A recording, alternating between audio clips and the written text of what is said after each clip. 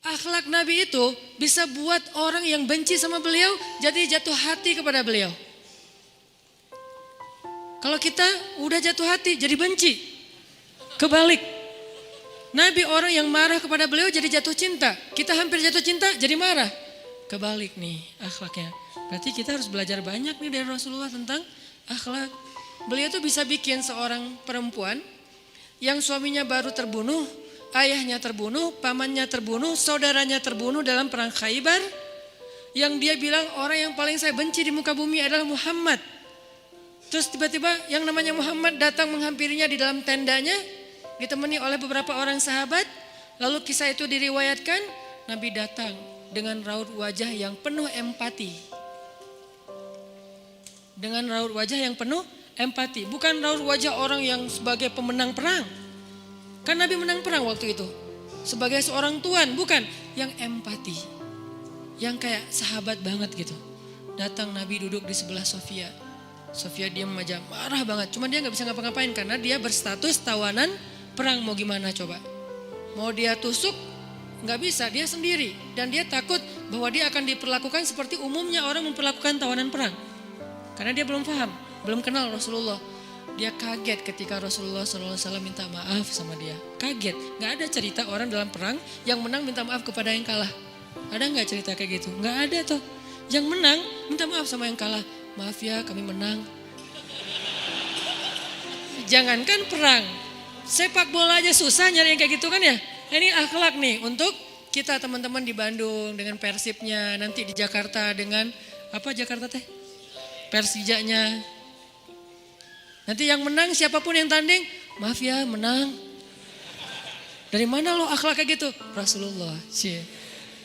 Karena yang itu lebih serius loh daripada bola. Bola kan cuma permainan, entertain, olahraga kan.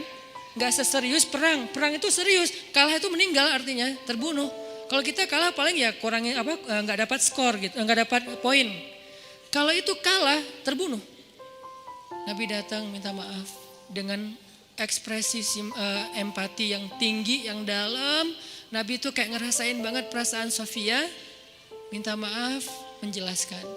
Sofia, maaf ya, aku ikut turut berduka atas wafatnya ayahmu, suamimu. Sofia marah banget. Terus Nabi menjelaskan apa yang terjadi. Aku tuh udah ngasih kesempatan agar kita gak usah berperang. Tapi mereka terus menyerang. Maaf ya, ngejelasin lagi. Maaf ya, ngejelasin lagi. Berjam-jam.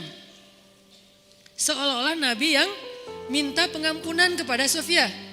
Seolah-olah Nabi itu tawanan perang. Minta maaf, menjelaskan kejadiannya. Minta maaf, menjelaskan. Terus kayak gitu dengan ekspresi serius. Dan kelihatan banget lah. Ucapan dan ekspresi orang yang jujur kan kelihatan ya. Jujur bahwa beliau tuh empati banget, bahwa beliau juga berduka. Terus sampai Sofia dari yang tadinya lihat ke bawah nunduk marah, lama-lama ngelihat ke arah Rasul. Ngelihat ekspresi Rasul serius banget, malah dia jadi kasihan. Sampai akhirnya dia jatuh cinta kepada Rasulullah SAW.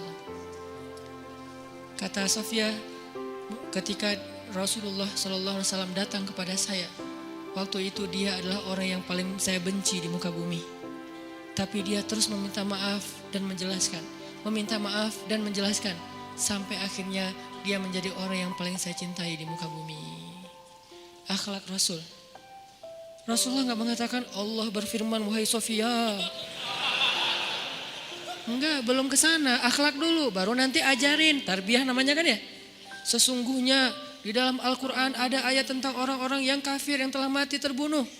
Enggak, Rasulullah tuh tahu jangan ngomongin tentang ayahnya yang mati terbunuh, ibunya yang pamannya, suaminya yang mati dalam keadaan kafir. Nabi enggak mau ngomongin itu, kenapa? Menjaga perasaan Sofia. Kok masih dijaga sih perasaan, kan mereka beda agama, mereka orang kafir. Inilah akhlak Rasul. Sehingga Nabi membahas yang membuat Sofia merasa kayak dihargai sebagai seorang janda, sebagai seorang perempuan, sebagai seorang yatim, sebagai seorang tawanan. Sehingga dia takjub dengan akhlak Nabi.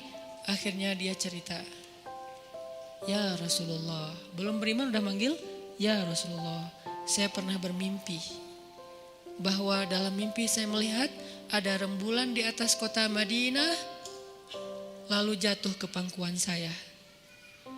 Jibril turun bilang ke Rasulullah, apa maksud dari mimpi itu? Tahu gak Rasulullah apa maksud mimpi? Apa Jibril? Maksudnya rembulan itu kamu. Maksudnya dia akan jadi istri kamu di dunia dan akhirat. Rasulullah langsung, aduh gimana ya? Rasulullah juga orang yang ra'fah banget tuh. Bil mu'minina ra'ufun rahim tuh Rasulullah. Gak enak, kan dia masih janda baru meninggal suaminya. Masa saya lamar gimana ya? Kata Jibril, ya Rasulullah Allah suruh engkau melamar dia untukmu. Menjadi istrimu di dunia dan di akhirat. Rasulullah dengan gak enak hati mengatakan, Sofia aku ingin melamar kamu. Sofia, gimana ya? Itu mah cewek ya. Saya mencoba untuk menghayati kisah ini dari angle cewek elegan ya. Bukan cewek biasa, oh boleh gak apa-apa sih, gue sih enggak. Cewek elegan, cewek terhormat, cewek yang soleha walaupun belum beriman. Pasti dia gak akan bilang, Alhamdulillah Masya Allah, A-nya panjang gitu kan ya. Terus pakai emoticon berderai-derai, enggak. Dia terhormat. Dia akhirnya saya terserah gimana baiknya aja. Menikahlah Nabi dengan Sofia. Modalnya apa? Akhlak. Bukan mahar yang besar, bukan akun sosial media followersnya paling banyak, bukan eksistensi, bukan gaya-gayaan, bukan datang bawa mobil mewah, datang bawa akhlak. Ini kayaknya modal kita belajar juga nih gimana cara ngelamar calon istri, akhlak.